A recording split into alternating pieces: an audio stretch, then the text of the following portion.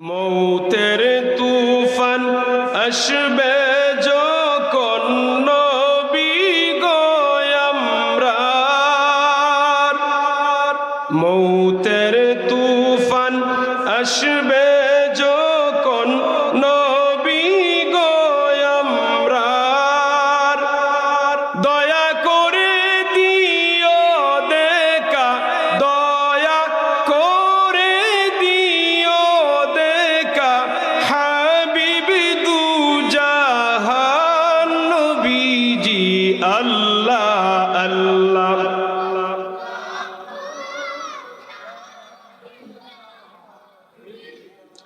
হো আল্লাহ আল্লাহ,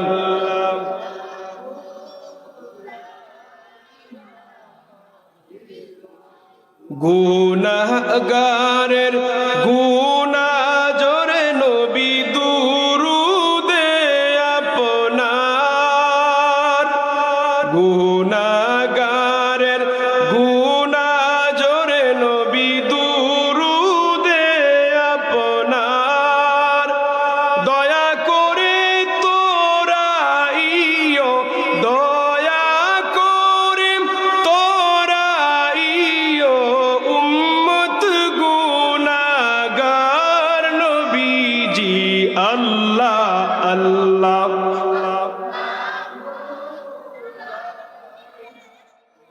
ऐ मुहम्मद हशर में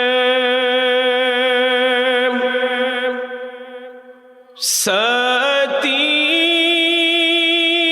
बना लेना मुझे,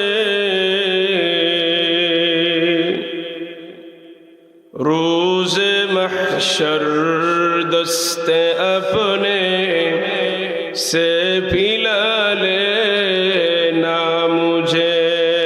अल्लाहुम्मा जुरे जुरे सल्लम मौलाना मुहम्मद व अला आली।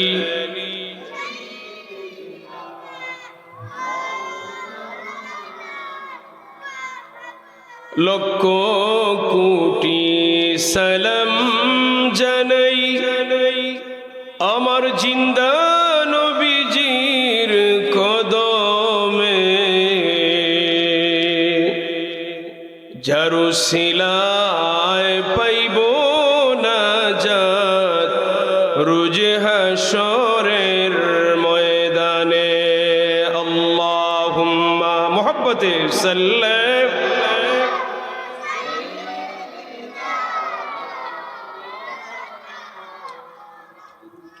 وعلى آل سيدنا।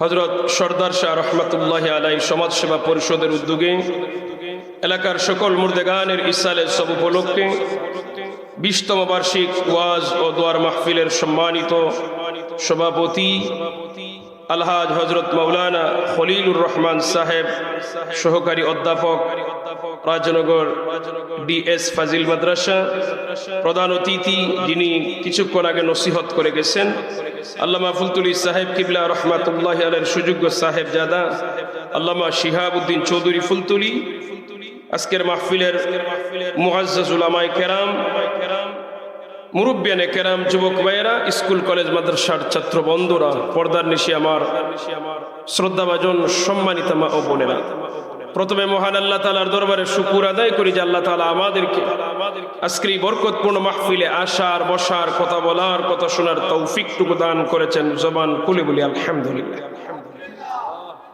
এই মুহূর্তে আপনার আমার মতো কত মানুষ বিভিন্ন কঠিন রোগে আক্রান্ত হয়ে বিভিন্ন ক্লিনিকে, হাসপাতালে ভর্তি আছে। আল্লাহ তাআলা ইচ্ছা করলে আমাকে আপনাকে রোগী বানিয়ে ডাক্তারের কাছে, ক্লিনিকে পাঠাতে পারতেন। তো আল্লাহ তাআলা আমাদের সকলের প্রতি মেহেরবানি করেছেন, দয়া করেছেন এবং সুস্থ শরীরে এরকম একটি কোরআন সুন্নাহর মজলিসে যে বসার সুযোগ করে দিয়েছেন। আমরা খুশি না বেজার? খুশি মনে বলেন আলহামদুলিল্লাহ। না আমি আপনাদের আওয়াজে খুশি না, একটু জবান খুলে বলেন আলহামদুলিল্লাহ। আরে ভাই, সারাটা দিন আমাদের জবানকে দুনিয়ার নানান কাজে ব্যবহার করি, যেখানে সওয়াবও আছে, গুনাহ হয়। আর এই মজলিসে বসে আমাদের জবান থেকে যা বের হবে প্রতিটা কথার মধ্যে সওয়াব আছে না নাই? এখানে তো সুবহানাল্লাহ, আলহামদুলিল্লাহ, আল্লাহু আকবার, আল্লাহর প্রশংসা, আল্লাহর হাবিবের প্রশংসা ছাড়া আর কিছু হবে না ভাই। অতএব এইখানে জবানকে যেন আমরা ব্যয় করি, যেন পরকালের জন্য নাজাতের উসিলা হয়। সবাই আওয়াজ করে বলি আলহামদুলিল্লাহ। আর একটু জবান খুলে বলি আলহামদুলিল্লাহ। সম্মানিত হাজিরিন, আমি কোরআনুল কারীম থেকে এক আয়াতে কারিমা তেলাওয়াত করেছি। আমার বিষয় দেওয়া আছে, তিনটি বিষয়ের উপর কথা বলার জন্য বলা হয়েছে আমারে। এক হইল হালাল, দ্বিতীয় হারাম, তৃতীয় নামাজ। আমার সময়ের ভিতরে তিনটি বিষয়ের উপরেই সংক্ষিপ্ত আকারে কিছু কথা বলার চেষ্টা করব, যেহেতু কর্তৃপক্ষের বিষয় দেওয়া, তার বাইরে যাব না। ধারাবাহিকভাবে প্রথমে হালালের ব্যাপারে আমরা জানি আল্লাহ তাআলা কোরআনুল কারীমে হালালের ব্যাপারে অসংখ্য আয়াত নাযিল করছেন। হালাল মানে যেটা গ্রহণ করা বৈধ, যেটা জায়েজ, যেটা উত্তম। হারাম যেটা নিষিদ্ধ, না জায়েজ, গ্রহণ করা যাবে না। একটার বিপরীত আরেকটা। আল্লাহ রাব্বুল আলামিন কোরআনুল কারীমের মধ্যে হালাল খাবার খাওয়ার জন্য আমাদেরকে আদেশ করেছেন। আল্লাহ রাব্বুল আলামিন ইরশাদ করেন, ইয়া আইয়ুহাল্লাযীনা আমানু কুলু মিন তাইয়্যিবাতি মা রাযাকনাকুম ওয়াশকুরু লিল্লাহি ইন কুনতুম ইয়্যাহু তা'বুদুন। আল্লাহ তাআলা বলেন, হে ঈমানদারেরা, ইয়া আইয়ুহাল্লাযীনা আমানু, হে ঈমানদারেরা, কুলু, তোমরা খাও, মিন তাইয়্যিবাতি মা রাযাকনাকুম, তোমাদেরকে যে রিজিক দেওয়া হয়েছে, রিজিক থেকে পবিত্র খাবার খাও, মানে হালাল খাবার খাও। সুবহানাল্লাহ বলেন। আল্লাহ তাআলা আমাদেরকে যে রিজিক দিয়েছেন, আল্লাহর দেওয়া রিজিক থেকে হালাল খাবারের আদেশ আল্লাহ করেছেন। হে ঈমানদারেরা, কুলু, তোমরা খাও, মিন তাইয়্যিবাতি মা রাযাকনাকুম, রিজিক দেওয়া থেকে পবিত্র খাবার। তারপরে আল্লাহ তাআলা বলেন, ওয়াশকুরু লিল্লাহ, আর তোমরা আল্লাহর কৃতজ্ঞতা প্রকাশ করো, আল্লাহর শুকরিয়া আদায় করো, আল্লাহর কাছে নত হও, স্বীকার করো যে আল্লাহ, এটা তোমার দেওয়া নেয়ামত, এটা আমার কিছু নাই, এখানে আমার কোনো অর্জন নাই, এটা তোমার দেওয়া নেয়ামত। ইন কুনতুম ইয়্যাহু তা'বুদুন। আল্লাহ রাব্বুল আলামিন কোরআনুল কারীমে আয়াতে জানিয়ে দিলেন, ঈমানদাররা, তোমরা হালাল খাবার খাও, আল্লাহর দেওয়া রিজিক থেকে, আর শুকরিয়া আদায় করো। তোমরা আল্লাহর ইবাদত যদি করতে চাও, নিশ্চিন্তে তোমাদের ইবাদত যদি কবুল হতে চাও, তাহলে তোমরা আল্লাহ রাব্বুল আলামিনের দেওয়া রিজিক থেকে হালাল খাবার খাও এবং শুকরিয়া আদায় করো। জবান খুলে বলি সুবহানাল্লাহ। দুরূদ শরীফ পড়ি, লা ইলাহা ইল্লাল্লাহ, লা ইলাহা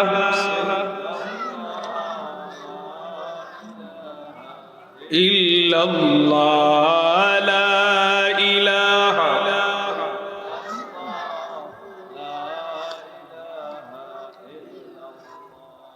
হাসবি রব্বি জাল্লাল্লাহ, মা ফি কলবি গায়রুল্লাহ, নূর মুহাম্মদ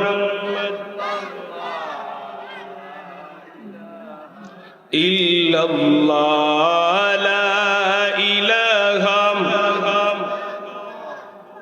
লা ইলাহা লা ইলাহা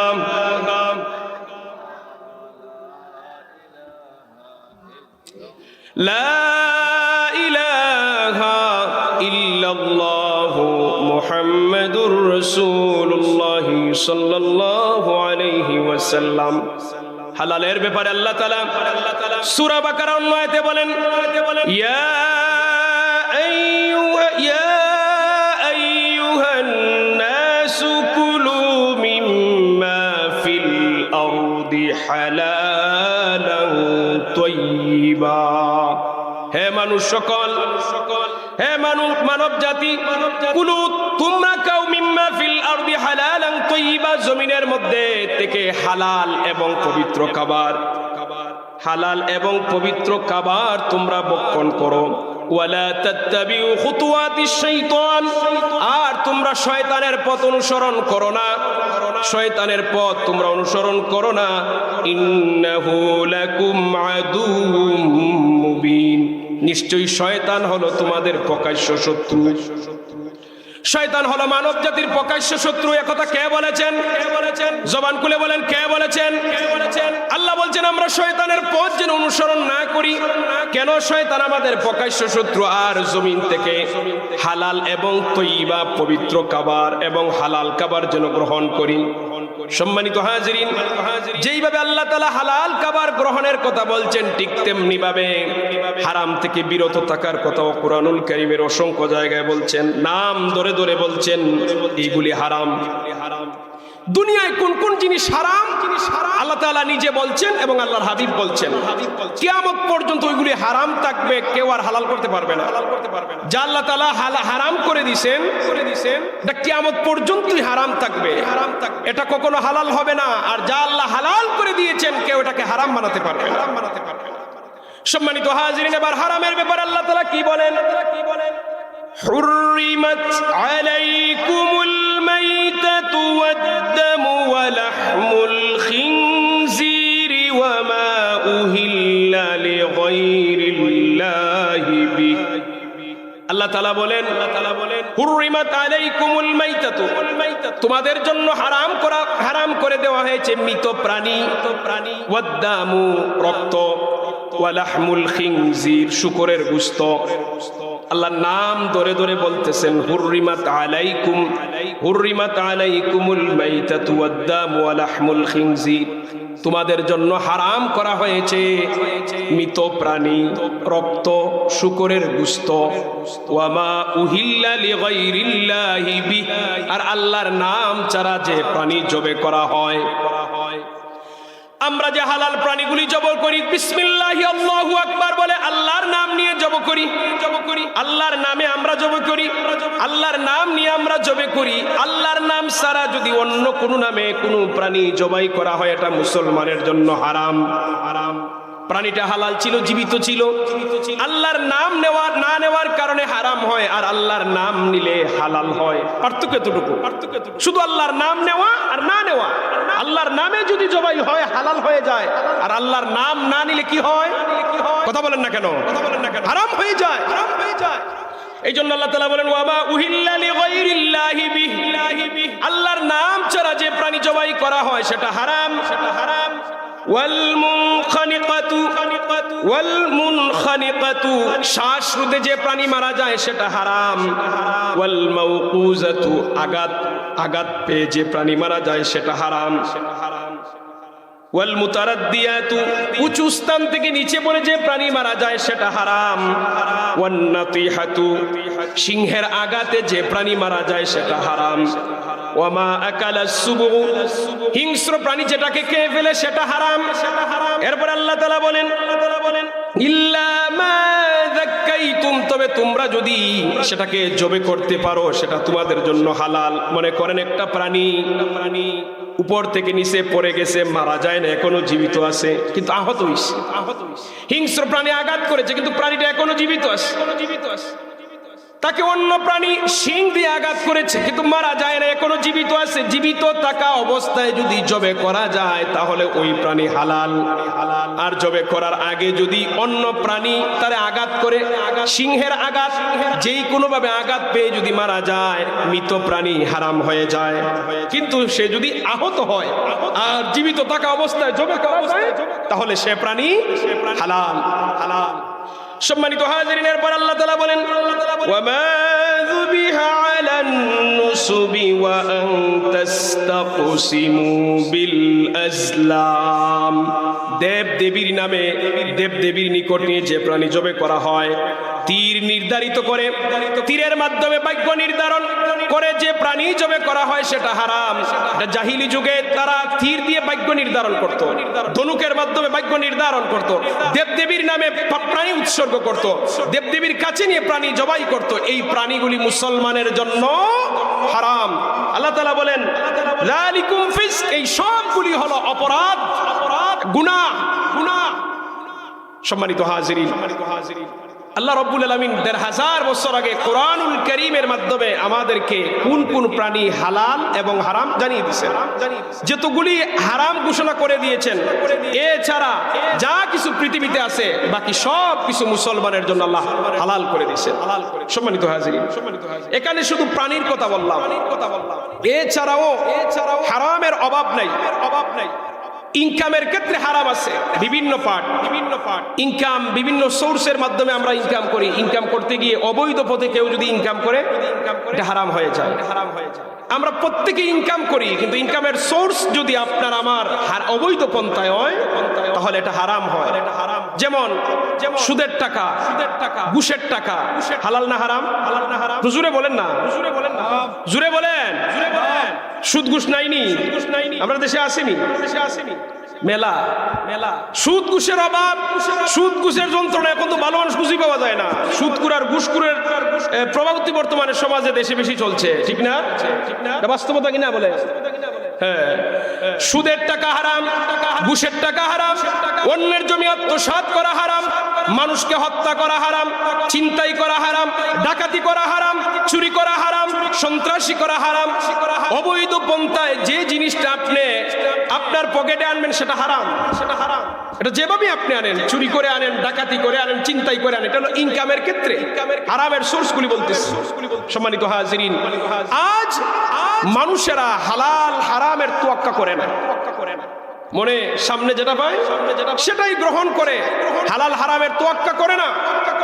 আজ অনেক মানুষ আছে সমাজের ধনাঢ্য ব্যক্তি, ধনী মানুষ, শিল্পপতি, মিলিয়নপতি, কিন্তু তার ব্যাংকের সাথে তার লেনদেন আছে, প্রতি মাসের মাস এখান থেকে সে সুদের টাকা গ্রহণ করতেছে। আছে না নাই? সম্মানিত হাজিরিন, হালাল হারামের আজ আমরা তোয়াক্কা করি না। আজ গ্রামের বিচার থেকে একেবারে আদালত পর্যন্ত প্রতিটা জায়গায় ন্যায় বিচারের বড় অভাব। এখানে বিচারগুলি টাকার কাছে আজ বিক্রি হয়ে যায়, ঠিক না? এই পথে ইনকাম করা হারাম। অন্যায় ভাবে কারো জমি দখল করবেন, এটা হারাম। সম্মানিত হাজিরিন, আরো অনেক ক্ষেত্রে ছোট ছোট বিষয়াদি আছে, হারামের ক্ষেত্রে অভাব নাই। এক কথায় শরীয়ত পন্থার বাহিরে গিয়ে আপনি যখনই কোনো কিছু অর্জন করতে যাবেন এটা হারাম, অবৈধ হবেই। আজ ব্যবসায়ী দেখেন, ব্যবসার ক্ষেত্রে আমার নবী বলছেন সৎ ব্যবসায়ীরা হাসরের মাঠে, সৎ ব্যবসায়ীরা হাসরের মাঠে সিদ্দিকগণের সাথে হাসর হবে, নবীগণের সাথে হাসর হবে।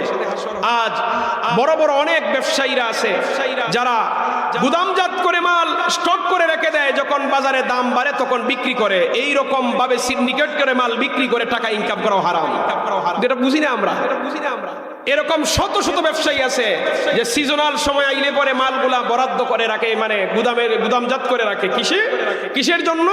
যে যখন দাম বৃদ্ধি পাবে তখন সে বিক্রি করবে। দেখেন, শরীয়তের কিছু নীতিমালা আছে। আপনার যদি বেশি মাল প্রয়োজন হয় আপনি আনবেন, বিক্রি করবেন। আনছেন বাজার থেকে 100 টাকা, আনার পরের দিন 500 হয়ে গেছে, এটা আপনার জন্য হালাল। কারণ আপনি জানতেন না যে পরের দিন যে এত দাম বেড়ে যাবে, এটা আপনার ঠিক আছে। কিন্তু আপনি কিনছেন 100 টাকা আর বিক্রি করতেছেন না, অপেক্ষা করতেছেন কখন জানি দাম বাড়বে। দাম বাড়ার অপেক্ষা করার পরে যখন দাম বাড়ে আপনি বিক্রি করেন, এই অতিরিক্ত টাকা যা পাবেন এটা হারাম হবে। কারণ আপনি এখানে মানুষদেরকে কষ্ট দিচ্ছেন। সাপ্লাই না দেওয়ার কারণে, মালগুলি সাপ্লাই না দেওয়ার কারণেই তো জিনিসপত্রের দাম বাড়ে, ঠিক না? আমরা দেশের জিনিসপত্রের দাম এত বেশি হওয়ার কথা না। এই যে বর্তমানে সবচেয়ে বড় সিন্ডিকেট চলে সিলিন্ডার গ্যাসে, আছে না নাই? কথা বলেন না কেন আপনারা? বাস্তবতা তো সিলিন্ডার গ্যাসের সিন্ডিকেট চলতেছে। ম্যাজিস্ট্রেটরা হিমশিম খাচ্ছে, এক একজনকে এক এক জায়গায় ধরতেছে, কয় গ্যাস নাই কিন্তু টাকা বেশি দিলে ঠিকই দিতেছে। এরকম ভাবে সিন্ডিকেট করে যারা ইনকাম করে, ওই ইনকাম হারাম। আমরা শুধু মনে করি দুই একটা জিনিস, সুদ আর ঘুষ, এটা তো নাম করা, এটা শুনলেই বুঝি হারাম, আর বাকি যে আরো বিভিন্ন পদ্ধতিতে হারাম হয় এটা আমরা বুঝি না। সম্মানিত হাজিরিন, আরো ছোট ছোট অনেক মানুষ তার মুখের কথার কারণে, ছোট্ট একটা ভুলের কারণে তার হালাল জিনিসটাকে সে হারাম করে দেয়। বাজারে ছোট ব্যবসায়ী কাঁচামালের দোকানদার বা মাছ বিক্রি করে কত কষ্ট করে পরিশ্রম করে, দিন আর কত টাকাই তারা পায়, 1500 2000 টাকার মতো পায়, কিন্তু সামান্য জবানের কারণে তার হালাল জিনিসটাকে হারাম করে দেয়। কিভাবে? মনে করেন একটা কদুই বলেন, একটা কুমড়াই বলেন, বাজারে গেছেন, দাম জিজ্ঞাসা করছেন কত টাকা, সে বলল 50 টাকা, আর আপনি বলছেন 20 টাকা, কয় না আর একজনে বলে গেছে তো 30 টাকা, দুমান্তাজি বিক্রি করার জন্য এই কথাটা বলে দিছে, বিক্রি করার জন্য মিথ্যা বলছে। তখন আপনি চিন্তা করলেন আর একজনে 30 কইছে, আমি এখন 20 টাকা দিই, কিভাবে তারে বলি, ঠিক আছে আমারই দেন, আমি 30 টাকা দেবো, আমারে দেন। এই যে মিথ্যা কথা বলে বিক্রি করতে, এটা হারাম। তার জিনিসটা হালাল ছিল, সামান্য এই মিথ্যা কথা বলার কারণে তার হালাল জিনিসটার সে নিজে হারাম বানিয়ে দিয়েছে। সম্মানিত হাজিরিন, এইভাবে অনেক ছোট ছোট কাজের ক্ষেত্রে আমরা হারাম করে ফেলি, যেটা আমরা নিজে বুঝি না। একজন রিক্সার ড্রাইভার এক জায়গায় মনে করেন এখানে ভাড়া আছে নির্ধারিত করা, নতুন একজন মেহমান পাইছে, নিয়ে নিছে 40 টাকা, সে তো বুঝে না, মনে করেন নতুন মানুষ পাইছি সুযোগে নিয়ে নিছে। আরে ভাই, সুযোগ দিয়ে আপনি নিলেন, যদি নির্ধারিত ভাড়ার যেটা আপনি অতিরিক্ত নেন এটা হারাম হবে। সম্মানিত হাজিরিন, সব জায়গায় এখন 2 নাম্বারই বেশি চলে, হারামের কাজ বেশি চলে। আমরাও মুক্ত না, আমরা যারা বক্তাগিরি করি এখানে আরো 2 নাম্বার বেশি চলে। কথা বুঝেন না? ওয়াজ মাহফিল দিন দিন কমতেছে না বাড়তেছে? কথা বলেন না কেন আপনারা? বাড়তেছে। এই ওয়াজ মাহফিলও এখন এমন একটা অবস্থায় দাঁড়াইছে, এটা বড় বড় কন্ট্রাক্ট আছে না নাই? 50,000 70,000 80,000 এরকম কন্ট্রাক্ট আসেনি? কথা বলেন না কেন আপনারা? কন্ট্রাক্টের ক্ষেত্রে কোনো মন্দ কিছু না, শরীয়তে এখানে কোনো বাধা নাই, কন্ট্রাক্ট করে ওয়াজ করা শরীয়তে বাধা নাই। সমস্যা হয়েছে কোন জায়গায় জানেন? সমস্যা হয়েছে আমাদের বেলায়, যে আমরা যে মানুষ, আমরা যে কোন উদ্দেশ্যে মাহফিল করাই, সেই উদ্দেশ্য থেকে সরে গেছি। 3 দিকে মাহফিল করাইতে তো 3 শ্রেণীর মানুষ লাগে। 1 নম্বরে আয়োজক লাগে, 2 নম্বরে বক্তা লাগে, 3 নম্বরে শ্রোতা লাগে, ঠিক না? এই 3 শ্রেণীর জন্যই তো মাহফিল। আয়োজক, বক্তা, শ্রোতা। দেখেন 3 দিকে ঘাটতি। আয়োজকদের বর্তমান আয়োজকদের চিন্তা ভাবনা কি থাকে ভাই? ইখলাস বা মানুষের হেদায়েতের উদ্দেশ্য খুব কম, যে আমরা এখানে মাহফিল আয়োজন করব, দ্বীনি মাহফিল আয়োজন করব, এখানে মানুষ হেদায়েত পাবে, এই চিন্তা ভাবনা কম। বেশিরভাগ হয়ে গেছে লোক দেখান, সবার না, বেশিরভাগের ক্ষেত্রে লোক দেখান। বক্তার বেশিরভাগ টার্গেট ইনকাম, শ্রোতার বেশিরভাগ দরকার ভাইরাল, ঠিক না? এখানে আমি কথা বলতেছি মানুষ নাই, কিন্তু এখানে ভাইরাল আনেন, একটা আয়াতও যদি না বলে, একটা হাদিসও যদি না বলে, কিন্তু মানুষের আপনি জায়গা দিতে পারবেন না। এই হলো আমাদের অবস্থা, ঠিক না? সম্মানিত হাজিরিন, অতএব বক্তারে দোষ দিয়ে লাভ নেই। আমরা যারা আয়োজক, আমরা আগে ঠিক হওয়া লাগবে। আমরা যদি ঠিক হইতাম, বক্তা তো আর ফোন দিয়ে বলছে না আমারে নেন, বলছে বরং আপনি বক্তার বাড়িতে গিয়ে টাকাও কিন দিয়ে আনতেছেন, ঠিক না? হ্যাঁ, এখানে হারাম হয় কিভাবে? যদি বক্তার সাথে আপনার চুক্তি থাকে, কন্ট্রাক্ট থাকে, যে আপনি আমার এখানে 2 ঘন্টা ওয়াজ করবেন, আপনার 50,000 টাকা দেবো। 2 ঘন্টা থেকে যদি 1 মিনিট কম কথা উনি বলে, ওই 1 মিনিট কম টাকাটা এটা হারাম হবে। এটাই হলো কথা। এখানে হারাম আছে, তবে এখানে চুক্তির অনুযায়ী সে কথা বলতে হবে। এর কম যদি বলে, ওই যে কম কথা বললো না, তাহলে ওই কম কথার সময়টা, ওই ইনকামটা তার হারাম হয়ে যাবে। সম্মানিত হাজির, এই জন্য প্রত্যেকেরই আমাদেরকে ইখলাস হওয়া প্রয়োজন। আমাদের সিস্টেমটা হচ্ছে কি জানেন? যারা বাহির থেকে ওই যে বড় বড় বক্তারা যারা কন্ট্যাক্ট করে নেয়, এদের বেলায় আমরা খুব সুন্দর সিস্টেম করি। এরা টাকা আগে দেই, এরা রিসিভ করার জন্য আমরা 10 কিলোমিটার এগিয়ে যাই, এরারে মানে আলাদাভাবে রাখার ব্যবস্থা করি, এদের তারিখে মাহফিল করি, মানে এদেরকে সম্মান দিতে আমাদের কোনো দ্বিধাবোধ নাই। কিন্তু দেখা গেছে যে আপনার মসলকের একজন যোগ্য আলেম কোরআন সুন্নাহ থেকে কথা বলেন, উনারে দাওয়াত দেওয়ার পরে মনে করেন হুজুর কোথায় আছেন? অমুক জায়গায়। হুজুর আর একটু সামনে আসেন, আর একটু সামনে হওয়ার পরে হুজুর একটা দোকান পাইবেন, দোকানের ধারে ফোন দিয়েন। দোকানের ধারে আসলেন, দেখেন ডাইনে একটা রাস্তা আছে, রাস্তা দিয়ে ঢুকেন, ঢুকার পরে একটা মুড়া পাবেন, মুড়ার পরে আবার বামে যাবেন, বামের পরে ডানে যাবেন। এইভাবে করতে করতে আধা ঘন্টা সময় চলে যায়। এটা একবারে বাস্তবতা বলছি, এটা আমার ক্ষেত্রে বলি, এইরকমই হয় মাঝে মধ্যে। কিছু কিছু মানুষ হয়তো মনে করেন একটু যায়। আর আপনাদের যে মাহফিলের আয়োজন, এটা তো হাই রোডের পাশে, এখানে তো আর লাগে না, লোকেশন দিয়ে দিলেন, খুলনা থেকে আর আলোচনা করে তাদেরকে দাওয়াত দেওয়া হয়, মানুষ নাই। কিন্তু ভাইরাল বক্তা আনেন, মানুষের অভাব পাবে না। এই জন্য আমাদের প্রথমে আমাদের অন্তরকে পরিশুদ্ধ করতে হবে, আমাদের মনের মধ্যে ইখলাস আনতে হবে, একমাত্র আল্লাহর সন্তুষ্টির জন্য আমাদেরকে কথা বলতে হবে। আপনাদেরকে আল্লাহরে খুশি করার জন্য মাহফিল আয়োজন করতে হবে। আপনারাও মাহফিলে যারা আসবেন একমাত্র আল্লাহরে খুশি করার জন্য আসবেন, যেন কিছু শিখতে পারি, বাড়িতে নিয়ে যাইতে পারি, এটা যেন নাজাতের উসিলা হয়। আল্লাহ যেন সবাইকে ইখলাস দান করেন, বলি আমিন। সাল্লাল্লাহু আলা সাল্লাল্লাহু আলাইহি ওয়াসাল্লাম সাল্লাল্লাহু আলা মুহাম্মাদ সাল্লাল্লাহু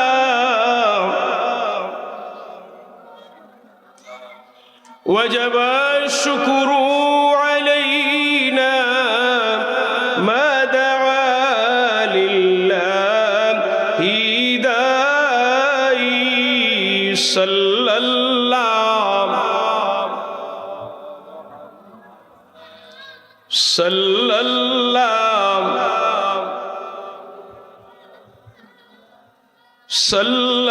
সাল্লাল্লাহু আলা মুহাম্মাদ সাল্লাল্লাহু আলাইহি। সম্মানিত হাজিরিন, আল্লাহ রাব্বুল আলামিন শরীয়ত পন্থায় যেটা ইনকাম করার জন্য আমাদের পথ বাতিয়ে দিয়েছেন, এর বাহিরে যখনই আমি যাব, যে সেক্টরে আমি থাকি না কেন, এটা হারাম হবে। আমাদের বাংলাদেশের চাকরির ক্ষেত্রে দেখেন, আপনি চাকরি নিতে গেল ঘুষ দেওয়া লাগে। চাকরি যারা করে, বাংলাদেশের একজন সচিব যদি হতে পারে, সচিব মানে বাংলাদেশের কোটিপতি, বাংলাদেশের সচিব মানে সে কোটিপতি, সে মিলিয়নপতি, তার বাড়ি গাড়ির অভাব হয় না। কেন? আমাদের দেশের মধ্যে সৎ মানুষের বড় অভাব, ন্যায়পরায়ণ মানুষের বড় অভাব। এই জন্য আমাদের দেশে দেখেন, আমাদের দেশে অশান্তি, আমাদের গ্রামে অশান্তি, আমাদের পরিবারে অশান্তি, প্রতিটা জায়গায় আমরা অশান্তির মধ্যে আছি। সম্মানিত হাজিরিন, একটি জিনিস ভালো করে মনে রাখবেন, দুনিয়ার মুসলমান ভাইরা আমার, হারামের মধ্যে কোনো আরাম নাই। যারাই হারাম পথে চলে, হারাম পথে ইনকাম করে কোটি টাকার মালিক হতে পারে ভাই, কিন্তু মনের কোনো প্রশান্তি নাই। এই দুনিয়ার বুকে আপনার আমার দেশে বহু বড় লোক মানুষ আছে, কোটিপতি মানুষ আছে, মিলিয়নপতি মানুষ আছে, কিন্তু হারামের টাকা, শান্তি নাই, ঘুম নাই, জ্বালা যন্ত্রণা, অশান্তি। এরকম শত শত দৃষ্টান্ত আপনাদের জানা আছে, দুই একটি প্রতিটা মানুষের জানা আছে। সম্মানিত হাজিরিন, হালাল পথে যারা চলে, কষ্ট করে যারা টাকা পয়সা ইনকাম করে, গায়ের গাম জড়িয়ে যারা হালাল পথে ইনকাম করে, এটার মধ্যে শান্তি আছে, প্রশান্তি আছে। সম্মানিত হাজিরিন, হালাল হারামের আলোচনা বেশি প্রয়োজন কেন? আমরা যে নামাজ পড়ি, রোজা রাখি, হজ করি, যাকাত দেই, মাহফিল করি, জীবনে যা কিছু করি না কেন, যদি আপনার আমার ইনকাম সম্পদ যদি হালাল না হয়, জীবনের কোনো ইবাদত আল্লাহর দরবারে কবুল হবে না। আল্লাহ নবী বলছেন, ওই বান্দার দোয়া কিভাবে কবুল হয়? সফর করার কারণে মাথার চুল এলোমেলো হয়ে আসে, দোয়া করতে করতে ক্লান্ত হয়ে যাচ্ছে, কিন্তু তার দোয়া কবুল হয় না। কেননা সে যে খাবারটা গ্রহণ করেছে, খাবারটা হারাম, শরীরে পোশাক পরেছে, এটার টাকাটা হারাম, তার ইনকাম হারাম, তার খাবার হারাম, তার পোশাক হারাম, তার পানি হারাম, কিভাবে তার দোয়া কবুল হবে? সম্মানিত হাজিরিন, সুদের টাকা, ঘুষের টাকা, অন্যের জমি আত্মসাৎ করে টাকা, আরেকজনের জায়গা দখল করে ওই টাকা, ওই সম্পদকে আপনি নামাজ পড়বেন, নামাজ কবুল হবে না, রোজা রাখবেন, রোজা কবুল হবে না, হজ করবেন, হজ কবুল হবে না, যে কোনো ইবাদত করেন, কোনো ইবাদত কবুল হবে না। ইবাদত কবুল হওয়ার পূর্ব শর্তই হলো হালাল খাবার খাওয়া। সম্মানিত হাজিরিন, এই জন্য আপনাকে আমাকে ইনকামের ক্ষেত্রে, উপার্জনের ক্ষেত্রে সতর্কতা অবলম্বন করতে হবে। এই যে মাহফিল আয়োজন করেছেন, যে যেভাবে সাহায্য করেছেন, যেভাবে হালাল টাকা দিয়েছেন, তার টাকাটা আল্লাহর দরবারে কবুল হবে। যে হারাম টাকা দিয়েছে তার টাকা আল্লাহর দরবারে কবুল হবে না। আমরা মসজিদে দান করি, হালাল টাকা দিবেন সেটা কবুল হবে, হারাম টাকা দিবেন কবুল হবে না। বরং হারাম টাকা আল্লাহর পথে দান করে, আল্লাহর রাস্তায় দান করে সওয়াবের আশা করলে ঈমান চলে যাবে, কাফের হয়ে যাবে, বেঈমান হয়ে যাবে। হারাম টাকা দিয়ে সওয়াবের আশা করা যাবে না, বরং হারাম টাকাটা গরিব মিসকিনদের মধ্যে, অসহায়ের মধ্যে বন্টন করে দিতে হবে সওয়াবের নিয়ত ছাড়া। আজ ব্যাংকের সুদের টাকা, লাভের টাকা মানুষ ইচ্ছা মতো তুলে খায়, নামাজ পড়ে, রোজা রাখে, মসজিদে দেয়, মাদ্রাসায় দেয়, তাহাজ্জুদ নামাজ পড়ে। এইরকম সীমাহীন দৃষ্টান্ত আছে। আজ থেকে 5-7 বছর আগে একজন ব্যক্তি জানতে চাইছিল যে হুজুর, একজন মানুষ, তার একটা প্রশ্ন, সে তাহাজ্জুদের নামাজও পড়ে, হজও করছে, 5 ওয়াক্ত নামাজ পড়ে, মসজিদে তাকবীরে উলার সাথে নামাজ পড়ার চেষ্টা করে, কিন্তু বেচারার একটাই বাজে অভ্যাস, সেটা হচ্ছে তার ব্যাংকে অনেক টাকা আছে আর ওই ব্যাংকের লাভ দিয়ে তার সংসারটা চলে। ও ভাই, সে যদি তাহাজ্জুদ কেন সারা দিন রাত যদি আল্লাহর কদমে সেজদার মধ্যে লুটে পড়ে, তার সেজদা কবুল হবে। কিন্তু যদি কেউ হালাল ইনকাম, আল্লাহ নবীর সাহাবী জানতে চাইলেন, ইয়া রাসূলুল্লাহ, ইয়া হাবিবাল্লাহ, গো মায়ার নবী, আপনি আমারে দোয়া শিখিয়ে দেন, এমন একটা দোয়া শিখিয়ে দেন যে দোয়াটা করলেই যেন আল্লাহর দরবারে কবুল হয়ে যায়। নবীজি কোন দোয়া শিক্ষা দিলেন? নবীজি বললেন, রে সাহাবী, তুমি তোমার সম্পদটারে হালাল করে নাও, পবিত্র করে নাও। হালাল খাবারকে যদি তুমি আল্লাহ তাআলার কাছে দোয়া করো, তুমি মুস্তাজাবুদ দাওয়াত হয়ে যাবে, তোমার দোয়া আল্লাহর দরবারে কবুল হয়ে যাবে। মন খুলে বলেন সুবহানাল্লাহ। এই পিছনের যুবক ভাই, জুড়ে বলেন সুবহানাল্লাহ। তাহলে সহজ কথা, আমাদের ইবাদত কবুল হবে না যদি আমাদের খাবারটা হালাল না হয়। আমাদের ইবাদত কবুল হবে না যদি আমাদের গায়ের পোশাকটা হালাল না হয়, হালাল টাকায় না হয়। আমাদের ইবাদত কবুল হবে না যদি আমার সম্পদটা হালাল না হয়। হারামকে, হারাম ইনকাম করে মসজিদে দিলে মসজিদেও কবুল হবে না, মাদ্রাসায় দিলে সব পাওয়া যাবে না, মাহফিলে দিলেও হবে না, নামাজ পড়লে নামাজও কবুল হবে না, আল্লাহর বাড়িতে গিয়ে এমনকি কাবাগরের ভিতরে গিয়ে দোয়া করলে ওই দোয়া কবুল হবে। তাহলে প্রথম কাজই হলো আমাদের সম্পদকে হালাল করতে হবে। কি করতে হবে? জুড়ে বলেন, কি করতে হবে? হালাল পথে, আপনি সৎ পথে কোটিপতি হয়ে যান, মিলিয়নপতি হয়ে যান, কোনো অসুবিধা নাই। আল্লাহ তাআলা আপনার জীবনে যদি বরকত দিয়ে দেন, আপনার ব্যবসায় যদি বরকত দেন, আপনি হালালভাবে করতে পারেন, কোনো সমস্যা নাই। কিন্তু আজ আমাদের দেশের ব্যবসায়ীরা, অনেক ছোট দোকানদাররা, তারা সর্বোচ্চ চেষ্টা করে হালালভাবে ইনকাম করার জন্য, এই জন্য তাদের ইনকামটা কম। আর বড় বড় ব্যবসায়ীদের বহু বেজাল আছে ভাই, বাস্তবতা বলছি, বহু বড় বড় শোরুম আছে না, ব্র্যান্ডের যত দোকান আছে, এদের ইনকামের মধ্যে বেজাল বেশি। কিভাবে বেজাল হয়? কয়েকটা দোকানের বাস্তবতা যেটা দেখা জানা শোনা, এই জন্য বলতেছি। একটা ছেলে আই আমারে বলতেছে, হুজুর আমি তো চাকরি করি অনেকদিন ধরেই, ব্র্যান্ডের দোকান এগুলা, ওই যে যারা মনে করেন ধনী মানুষ এই দোকানে যায়, মনে করেন সব কিছু পাওয়া যায়, তো সব কিছু পাওয়া যায়, মাছ থেকে ধরে ঘরের যাবতীয় বাজার পাওয়া যায়, একসাথে বাজার করে 10,000 20,000 টাকা বিল আসে।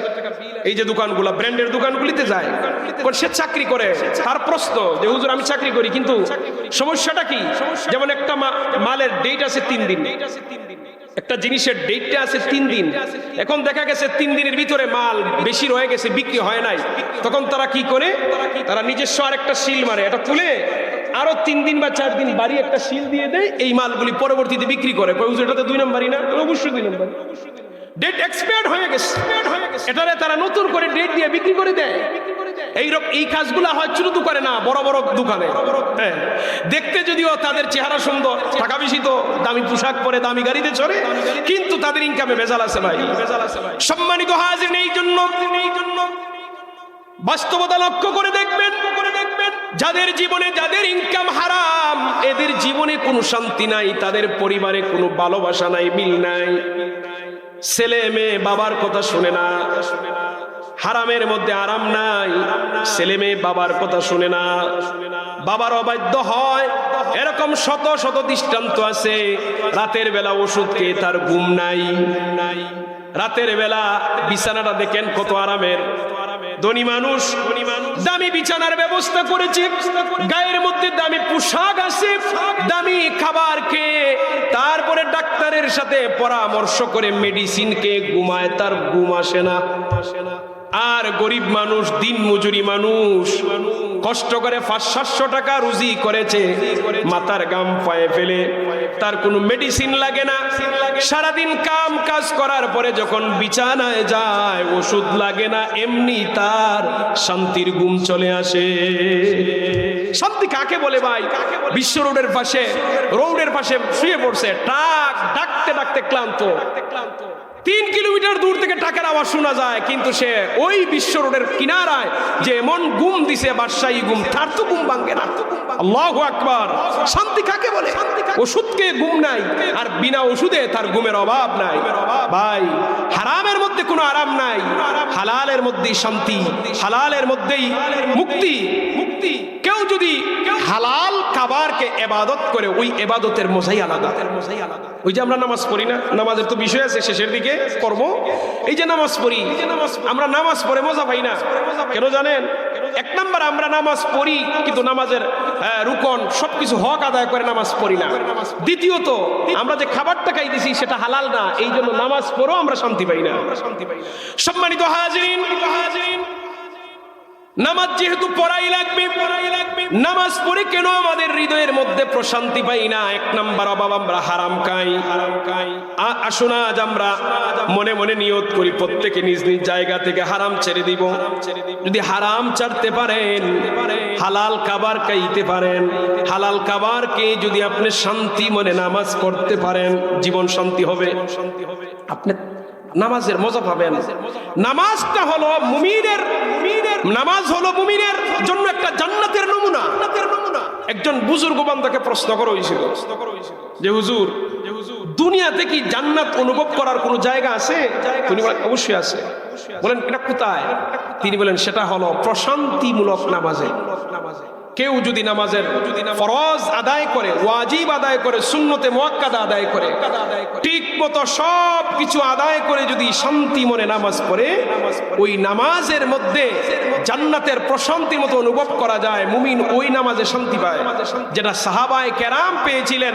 তারা নামাজে দাঁড়াইলে পরে পায়ে থেকে তীর কুলতেন, তারা অনুভব করতে পারতেন না। সুবহানাল্লাহ বলবেন না? পা থেকে তীর কুলে নিলেও তারা অনুভব করতে পারতেন না, কষ্ট পাইতেন না, বুঝতেনই না। নামাজের মধ্যে তারা এমন শান্তি পাইতেন। সম্মানিত হাজিরিন, আসুন আমরা নামাজের ব্যাপারে কিছু কথা বলি। আমাদের নামাজ, আমরা নামাজ পড়ি, দেখেন প্রথম কথা হলো, আজ সমাজে গ্রামে প্রতিটা জায়গায় মুসল্লির বড় অভাব। আজ আমাদের আমরা কথায় বলি বাংলাদেশ 90% মুসলমানের দেশ, এটা বাস্তব, জন্মগত মুসলমান, এতটুকুই। ভাই, মুসলমানের ঘরে জন্ম নিলেই প্রকৃত মুসলমান হওয়া যায় না। মুসলমান ওই ব্যক্তিকে বলে যে প্রতিটি আল্লাহর বিধান ঠিক মতো মানে, নবীজির প্রতিটি বিধান ঠিক মতো মানে, তাকে মুসলমান বলে। আমরা নামমাত্র মুসলমান।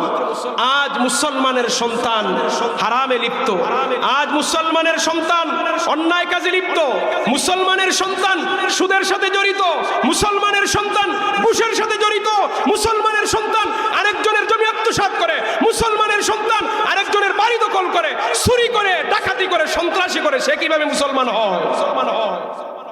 মুসলমান তো তাকে বলে যে তার হাত থেকে, তার মুখ থেকে, তার জিহ্বা থেকে আরেক মুসলমান নিরাপদ থাকবে। সম্মানিত হাজিরিন, তো আজ আমরা নামাজ পড়ি, মজা পাই না, তার একমাত্র কারণ আমরা যে পড়ি আসলে আমরা কিছু বুঝি না। প্রথমে আমরা বেশিরভাগ পড়ি না, দ্বিতীয় নাম্বার যারা পড়ি আমাদের নামাজ হয় না। সম্মানিত হাজিরিন, আম্মা জান আয়েশা সিদ্দিকা রাদিয়াল্লাহু তাআলা আনহা আল্লাহর নবী সাল্লাল্লাহু আলাইহি ওয়াসাল্লামকে প্রশ্ন করেছিলেন, ইয়া রাসূলুল্লাহ, ইয়া হাবিবাল্লাহ, ওগো মায়ার নবী, বান্দা কখন আল্লাহর নিকটে চলে যায়? আম্মা জান আয়েশা বলছিলেন, আল্লাহর রাসূল বলছিলেন, রে আয়েশা, বান্দা যখন নামাজের মধ্যে সিজদায় চলে যায় তখন বান্দা আল্লাহ তাআলার একবারে নিকটে চলে যায়। সুবহানাল্লাহ বলেন। সিজদায় যখন যায় তখন আল্লাহর একেবারে নিকটে চলে যায়। আচ্ছা, নামাজ যে শুরু করি, নামাজের মধ্যে আল্লাহ তাআলা আমাদেরকে 13টা ফরজ দিয়েছেন। 14টা ওয়াজিব আছে নামাজে, 12টা সুন্নতে মুআক্কাদা আছে, অসংখ্য মুস্তাহাব আছে।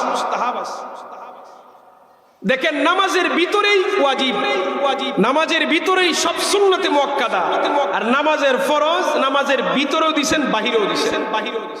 যেটার গুরুত্ব বেশি সেটা ভিতরেও দিবেন বাহিরে দিবেন। ভিতরে 6টা, বাহিরে কিন্তু 7টা। নামাজ কি? নামাজটা হলো আল্লাহর সাক্ষাৎ। নামাজ হলো আল্লাহর সাথে কথা বলা। নামাজ হলো আল্লাহর সামনে গিয়ে হাজির হওয়া। নামাজ হলো আল্লাহর সাথে কথা বলা। আমি আল্লাহর সামনে হাজিরা দেওয়া, আমি যে গোলাম এটার পরিচয় দেওয়া। তখন যেহেতু রবের সামনে যাওয়া, গোলামের পরিচয় দেওয়া, এই জন্য নামাজ শুরু করার আগেই 7টা ফরজ। গোলাম তার মুনিবের সামনে যাবে, অপবিত্র অবস্থায় যাইতে পারবে না। তার শরীরটা পবিত্র হওয়া লাগবে, তার পোশাকটা পবিত্র হওয়া লাগবে, তার জায়গাটা পবিত্র হওয়া লাগবে, সময় হওয়া লাগবে, কিবলামুখী হওয়া লাগবে, ওয়াক্ত হওয়া লাগবে, নিয়ত করা লাগবে। নামাজে দাঁড়ানোর আগেই 7টা ফরজ আদায় করে রবের সামনে দাঁড়াতে হয়। আমরা যখন নামাজ শুরু করি তাকবীরে তাহরিমা বলে, আল্লাহু আকবার বলে হাত বাঁধি। তাকবীরে তাহরিমা হারাম থেকে এসেছে, নিষিদ্ধ তাকবীর। এই তাকবীর দিয়ে যখন বান্দা তার হাতটা বেঁধে ফেলে, ওই বান্দার জন্য দুনিয়ার অনেক হালাল কাজ হারাম হয়ে যায়। আপনি আল্লাহু আকবার বলে নামাজে দাঁড়িয়ে গেলেন, আপনি বলুন তো এখন যদি আপনারা কেউ সালাম দেয় জবাব দিতে পারবেন? আপনারা কথা বলবেন না?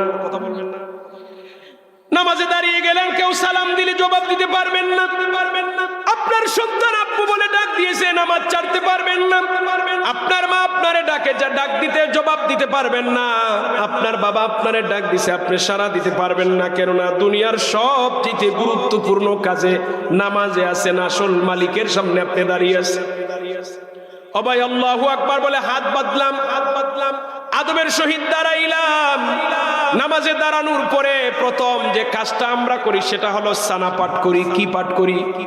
সুবহানাকাল্লাহুম্মা ওয়া বিহামদিকা ওয়া তাবারাকা ইসমুকা ওয়া তাআলা জাদ্দুকা ওয়া লা ইলাহা গায়রুক। পড়ি কিনা বলেন? কথা বলেন, পড়ি কিনা? আপনার জীবনে যতবার তাকবীরে তাহরিমা বলে হাত বেঁধেছেন, ততবার সানাটা পাঠ করেছেন। একটা দিন কি চিন্তা করে দেখেছেন সেই সানার মধ্যে আপনি কি পড়েন? সুবহানাকাল্লাহুম্মা, হে আল্লাহ আমি আপনার পবিত্রতা বর্ণনা করছি। ওয়া বিহামদিকা, আপনি প্রশংসাময়। ওয়া তাবারাকা ইসমুকা, আপনার নামগুলি বরকতময়। ওয়া তাআলা জাদ্দুকা, আপনার মর্যাদা অতি উচ্চে। ওয়া লা ইলাহা গায়রুক, আপনি ছাড়া আমার কোনো ইলাহ নাই। সুবহানাল্লাহ বলেন। এখনো কেরাত আরম্ভ হয় নাই, শুধু সানার মধ্যে এই এতগুলি কথা বলছেন। একটু পড়ার সময় যদি আপনি হৃদয় দিয়ে অনুধাবন করতেন, কি সুন্দর কথা বলছেন। সুবহানাকাল্লাহুম্মা, হে আল্লাহ আমি আপনার পবিত্রতা বর্ণনা করছি। ওয়া বিহামদিকা, আপনি প্রশংসাময়। ওয়া তাবারাকা ইসমুকা, আপনার নামগুলি বরকতময়। ওয়া তাআলা জাদ্দুকা, আপনার মর্যাদা অতি উচ্চে। ওয়া লা ইলাহা গায়রুক, আপনি ছাড়া আমার কোনো ইলাহ নাই। এই ফিলিংস, এই চিন্তা ভাবনা নিয়ে আপনি নামাজে দাঁড়াইবেন, আপনার মনটা নামাজে থাকবে, আপনার নামাজটা খুশু হয়ে যাবে। আপনি ওই নামাজ পড়ে হৃদয়ে শান্তি অনুভব করবেন। বলেন সুবহানাল্লাহ। মন খুলে বলেন সুবহানাল্লাহ। আমরা তো ওইভাবে পড়ি না। এরপরে সূরা ফাতিহা পড়বেন। ও ভাই, আপনি ফরজ নামাজ পড়েন আর সুন্নত নামাজ পড়েন, নফল নামাজ পড়েন, যে কোনো নামাজ পড়েন, সূরা ফাতিহা ছাড়া নামাজ হয় না। সূরা ফাতিহা পড়াই লাগবে। আপনার জীবনে যত রাকাত জীবনে নামাজ পড়েছেন, ততবার সূরা ফাতিহা পাঠ করেছেন। একটা দিন কি চিন্তা করে দেখেছেন, যেহেতু এই সূরা আমার পড়াই লাগে, এই সূরার মধ্যে কি বলি? এই চিন্তা আমাদের নাই। এই সূরাটা যেহেতু আমার লাগবে, এই সূরা ছাড়া নামাজ হয় না। আপনি যদি 10 বছর নামাজ পড়ে থাকেন, কত হাজার বার এই সূরা পড়ছেন। এক নাম্বার, আপনাকে সূরাটাকে বিশুদ্ধ করে পড়তে হবে। দ্বিতীয় নাম্বার, আপনি কি পড়েন বুঝতে হবে। এখন অর্থ যদি নাও বুঝেন, অন্ততপক্ষে তেলাওয়াতটা যেন বিশুদ্ধ হয়।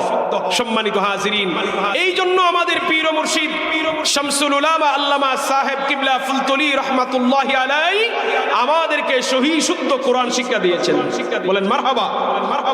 শামসুল উলামা আল্লামা সাহেব কিবলা ফুলতলি রাহমাতুল্লাহি আলাইহি যদি বাংলার জমিনে না আসতেন, আমরা হাজার লক্ষ লক্ষ মানুষ কুরআনুল কারীমের সহি শুদ্ধ তেলাওয়াত থেকে বঞ্চিত থাকতো। ঠিক কিনা বলেন? আল্লাহর ওলির কারণে, আজ লক্ষ লক্ষ মানুষ সহি শুদ্ধভাবে কোরআন তেলাওয়ার সুযোগ লাভ করেছে। এত বড় কাজ করেছেন যে সহি শুদ্ধ তেলাওয়াত ছাড়া আপনার নামাজ হয় না। আমাদেরকে সহি শুদ্ধ কোরআন শিক্ষা দিয়েছেন যাতে আমাদের নামাজটা শুদ্ধ হয়। বলেন না মারহাবা। সম্মানিত হাজিরিন, সূরা ফাতিহা পাঠ করি, সূরা ফাতিহার পরে অন্য সূরা মিলাই, তারপরে আমরা আল্লাহু আকবার বলে রুকুতে যাই না? আল্লাহু আকবার বলে রুকুতে যাই। রুকুতে গিয়ে আমরা পাঠ করি সুবহানা রাব্বিয়াল আযীম। আমরা পড়ি কিনা? আমরা অনেক সময় তাড়াহুড়া করে ভুল পড়ি। না, আমাদেরকে শুদ্ধ করে পড়তে হবে। এই জন্য মাঝে মধ্যে মসজিদের ইমাম সাহেবের কাছে, মুয়াজ্জিন সাহেবের কাছে, আপনার একজন হাফিজ সাহেবের কাছে, আপনার নিকটবর্তী কোনো আলেম দেখলে ওনার কাছে যাবেন, বসবেন, বলবেন আমার এই তাসবিহটা একটু শুনেন তো শুদ্ধ হয় কিনা। সম্মানিত হাজিরিন, ওই সময় শয়তান আমাদের ধোঁকা দেয়, ওয়াসওয়াসা দেয়। 10 বছর ধরে আমি নামাজ পড়ি, আমি কেন এখন শোনাবো? 20 বছর ধরে আমি নামাজ পড়ি আর আমি বুঝি এখন মুয়াজ্জিন সাহেবের কাছে আমার তাসবিহ শোনাবো। এইরকম শয়তান আমাদের অন্তরে অহংকার ঢুকিয়ে দেয়, দিন থেকে আমাদেরকে দূরে রাখে। এই জন্য অনেক মানুষের 20 বছর কেন 50 বছর ধরে ভুল নামাজ পড়ে, তারপরও তার তাসবিহটারে শুদ্ধ করতে যায় না। শয়তান ধোঁকা দিয়ে রাখে, অথচ দুনিয়ার ক্ষেত্রে কোনো লজ্জা নাই। কিভাবে দেখেন, মনে করেন ছেলে বিদেশ থেকে একটা ফোন দিছে, কারণ উনি কিচ্ছু চিনে না, কারণ ওনার বাতিজারে রাস্তার জারি ভাইছে, বেটা বাতিজা এইদিকে আয়। কি আমার ছেলে ফোন দিছে, এটা কিচ্ছু বুঝি না বেটা, আমার একটু দেখায় দে। তো উনি ছেলেটা দেখায় দেয়। এই সময় কোনো লজ্জা নাই, এটা তো যে কোনো মানুষ যে কোনো মানুষের জিগাইতে পারে। কিন্তু ওই ব্যক্তি, ওই সাসাই তার তাসবিহটা শুদ্ধ করার জন্য মসজিদের ইমাম সাহেবের কাছে লজ্জায় বলে না। কিন্তু দুনিয়ার প্রয়োজনের ক্ষেত্রে যে কোনো মানুষের কাছে বলতে কোনো দ্বিধাবোধ করে না, কিন্তু নিজের পরকালের মুক্তির জন্য, কবরের আযাব থেকে বাঁচার জন্য, তার নামাজের তাসবিহগুলো শুদ্ধ করার জন্য ইমাম সাহেবের কাছে দরজে বসে না। এই হলো আমাদের বড় দুঃখ। সম্মানিত হাজিরিন, এই তাসবিহগুলো আমরা শুদ্ধ করে পড়ব। সুবহান রাব্বিয়াল আযীম, পবিত্রময় আমার রব যিনি সবচেয়ে বড় মহান। আমি জীবনে যত রাকাত নামাজ পড়েছি, আপনি জীবনে যত রাকাত নামাজ পড়েছেন, প্রতিটা রাকাতের মধ্যে কমপক্ষে 3 বার পড়েছেন। তারপরে সামি আল্লাহু লিমান হামিদা বলে দাঁড়াই। সামি আল্লাহু লিমান হামিদা, সামি আল্লাহ, আল্লাহ শুনেন, লিমান হামিদা যে তার প্রশংসা করে। এখানে বান্দা প্রশংসা করে, আল্লাহ শুনেন। সামি আল্লাহু লিমান হামিদা বলে সোজা হয়ে দাঁড়ানো ওয়াজিব, সোজা হয়ে দাঁড়াইতে হবে। আমরা ওই জায়গায় ভুল করি, সোজা হওয়ার আগেই মানে সেজদা যাওয়ার প্রস্তুতি শুরু হয়ে যায় অনেকে। এই জায়গায় ভুল হয় না? সামি আল্লাহু লিমান হামিদা, এই যে দেখেন সামি আল্লাহু লিমান হামিদা, সোজা হয়ে দাঁড়ানো ওয়াজিব। কিন্তু দেখা যায় পরিপূর্ণ সোজা হওয়ার আগেই মানে আল্লাহু আকবার বলে সেজদার দিকে আমরা ঝুঁকে যাই। এই জন্য আপনার আমার নবী সামি আল্লাহু লিমান হামিদার পর একটা তাসবিহ, একটা দোয়া শিক্ষা দিয়েছেন, যেন আমরা দোয়া পড়ি, সওয়াব পাই, ওয়াজিব আদায় হয়। সেটা হলো রব্বানা লাকাল হামদ। বলেন না সবাই, রব্বানা লাকাল হামদ। রব্বানা, হে আমাদের রব, লাকাল হামদ, সব প্রশংসা তোমার জন্য, যত প্রশংসা আছে আল্লাহ সব তোমার জন্য, সব তোমার জন্য। এরপর আল্লাহু আকবার বলে সেজদায় গেলাম। আপনার আমার নবী বলছেন, বান্দা যখন সেজদায় যায় মূলত 7টা অঙ্গ দ্বারা রব্রে সেজদা দেয়। 7টা অঙ্গ, 2 পা, 2 হাঁটু, 2 হাত। আবারও বলছি, 2 পা, 2 হাঁটু, 2 হাত, মুখমণ্ডল। এই হলো 7টা অংশ। 7 অঙ্গ দিয়ে বান্দা সেজদায় যায়। সেজদায় লুটিয়ে পড়ে বান্দা বলে সুবহানা রাব্বিয়াল আ'লা। পড়েন না আমার সাথে, সুবহানা রাব্বিয়াল আ'লা, সুবহানা রাব্বিয়াল আ'লা। এই তাসবিহটি বান্দা পড়ে, ও ভাই কি পড়তেছেন? সুবহানা রাব্বিয়াল আ'লা, পবিত্রময় আমার রব যিনি সবচেয়ে ঊর্ধ্বে।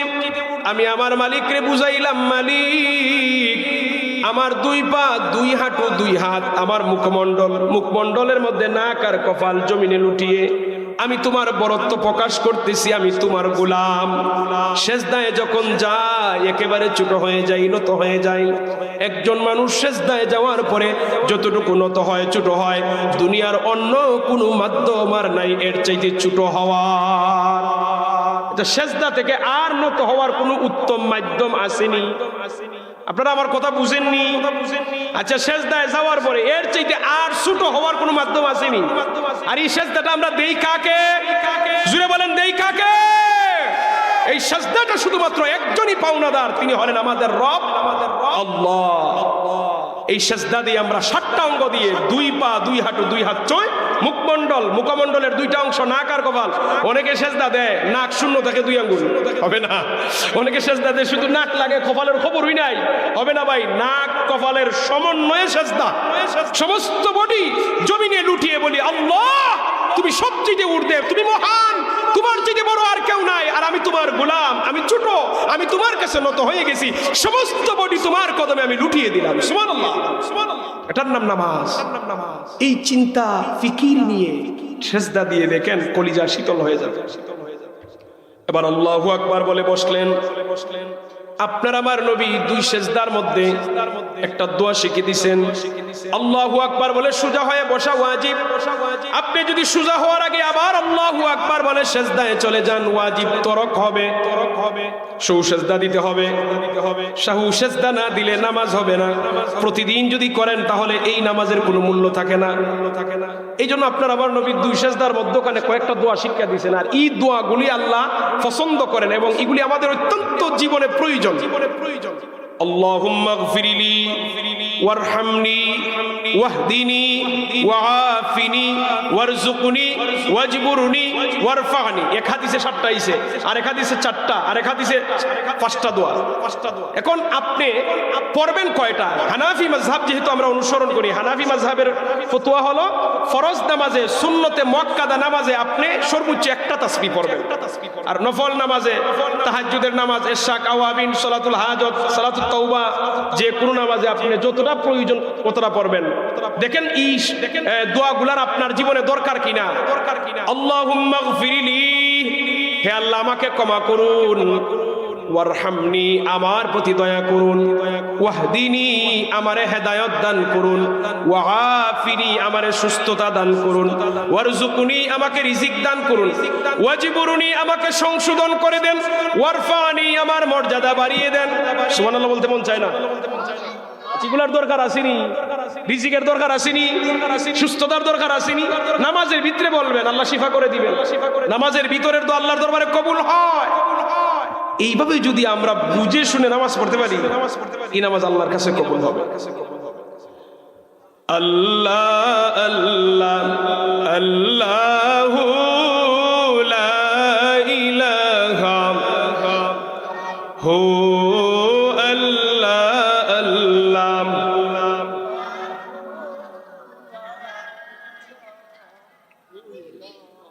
মৌতের তুফান আসবে যখন নবী গো আমরার,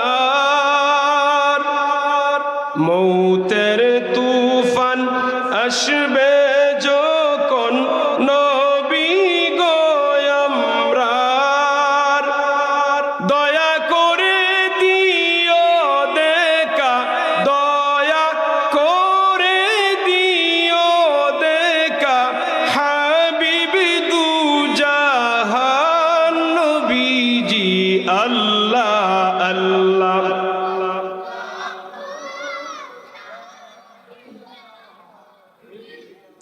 হো আল্লাহ আল্লাহ।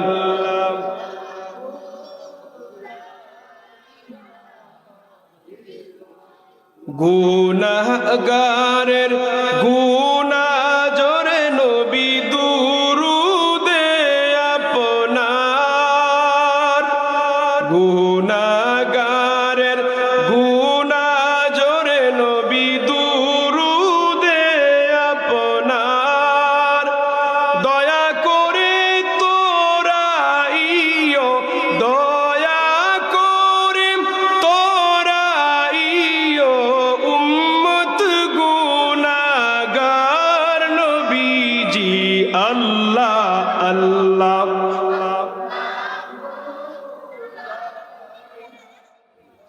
হো আল্লাহ আল্লাহ।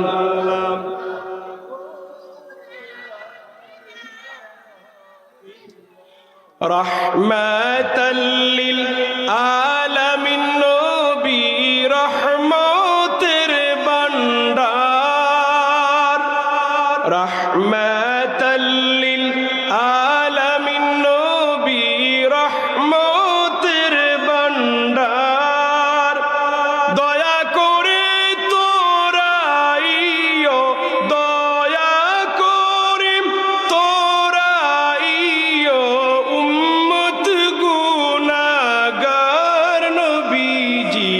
আল্লাহ আল্লাহ আল্লাহু লা ইলাহা হু আল্লাহ আল্লাহ।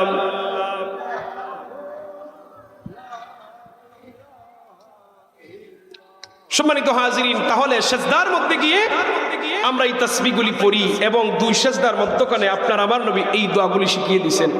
আমরা অন্ততপক্ষে একটা তাসবিহ হলো পড়ব ইনশা, বলেন ইনশা। আচ্ছা, শব্দগুলো সহজ না, চাইলেই তো শিখতে পারি। বলেন আল্লাহুম্মা গফিরলি। আপনারা বিরক্ত হইতেছেন না তো? মাহফিল থেকে আমরা শিখা নেই কিছু। ওয়ারহামনি ওয়াহদিনি ওয়াআফিনি ওয়ারযুকনি ওয়াজবুরনি ওয়ারফানি। কেন সাতটা আছে? আপনি যে কোনো একটা শিখতে পারেন, দুইটা শিখতে পারেন। ওয়ারহামনি তো পারি, ওই ওয়াহদিনি পারি আমরা সবাই, ওয়াআফিনি পারি। আপনি যদি নফল নামাজে, আপনি তাহাজ্জুদের নামাজে, আওয়াবিনের নামাজে, চাশতের নামাজে মাঝে মধ্যে দাঁড়াইবেন, এই তাসবিহগুলি পড়বেন। এছাড়াও দেখেন, আমরা তো সেজদার মধ্যে শুধু সুবহান রাব্বিয়াল আ'লা শিখছি, একটাই পড়ি। আমার নবীজি আর অনেক দোয়া পড়তেন।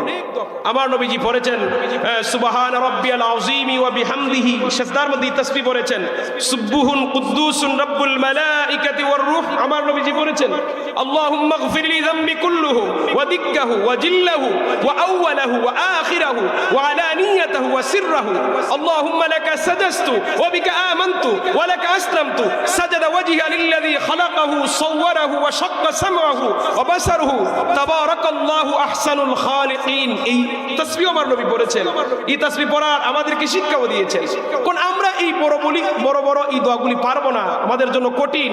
বুজুর্গানে কেরাম যারা, এদের নামাজ লম্বা হয়, এই কারণেই তারা লম্বা করে এই তাসবিহগুলি পড়েন। অন্ততপক্ষে আমাদের জন্য সুবহানা রাব্বিয়াল আ'লা এই তাসবিহটা যেন শুদ্ধ হয়। ইনশাআল্লাহ, সবাই বলি ইনশাআল্লাহ। তো নামাজ আমরা পড়বো তো ইনশাআল্লাহ, শান্তি মনে পড়বো তো ইনশাআল্লাহ। আজ নামাজের বড় অভাব, সবচেয়ে বড় অভাব হইল ফজরের সময়। কোন সময়? কথা বলেন না কেন? অনেক মসজিদ তো আল্লাহ দিলে ইমাম সাহেব আর মুয়াজ্জিন সাহেবকে দিয়ে দিছে। জি, আপনাদের পরবর্তী হুজুর চলে আসছেন, আমি শেষ করে দেব। তো অনেক মসজিদে ফজরের সময় শুধু ইমাম সাহেব আর মুয়াজ্জিন সাহেব, কি বলেন, এরকম আছে না? শুধু ইমাম সাহেব আর মুয়াজ্জিন সাহেব। কিয়ামত নিকটবর্তী। সম্মানিত হাজিরিন, আমাদেরকে নামাজ পড়তেই হবে।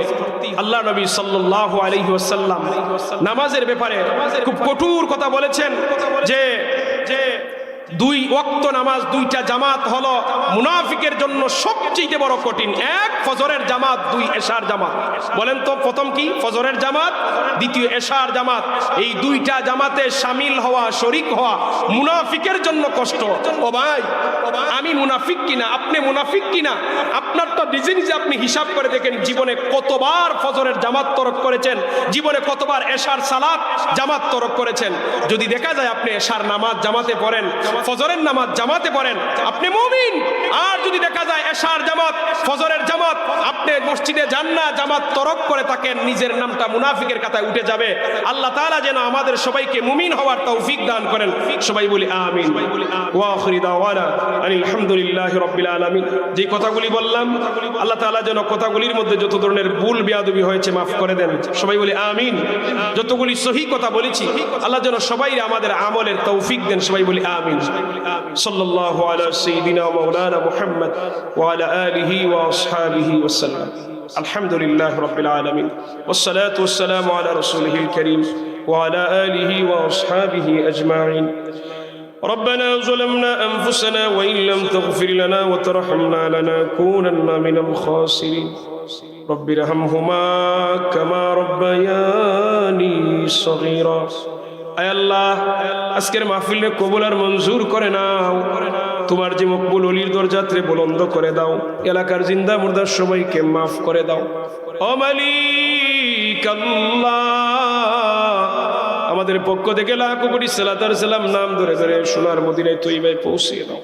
আল্লাহ আপনার হাবিবের ইশক ও মহব্বত দিয়ে আমাদের অন্তরকে পরিপূর্ণ করে দাও।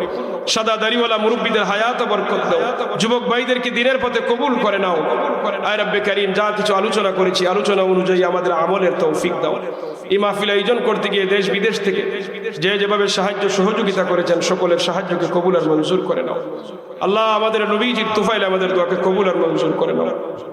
سبحان ربك رب العزة عما يصفون وسلام على المرسلين والحمد لله رب العالمين آمين. السلام عليكم ورحمة الله. السلام عليكم ورحمة الله. السلام عليكم ورحمة الله. السلام عليكم ورحمة الله. السلام عليكم ورحمة الله. السلام عليكم ورحمة الله. السلام عليكم ورحمة الله. السلام عليكم